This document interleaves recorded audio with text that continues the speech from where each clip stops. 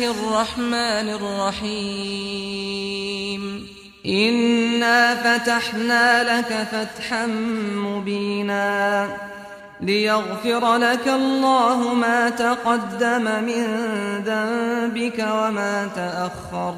ويتم نعمته عليك ويهديك صراطا مستقيما وينصرك الله نصرا عزيزا هو الذي أنزل السكينة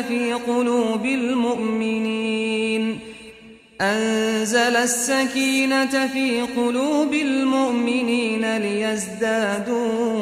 إيمانا مع إيمانهم ولله جنود السماوات والأرض وكان الله عليما حكيما ليدخل المؤمنين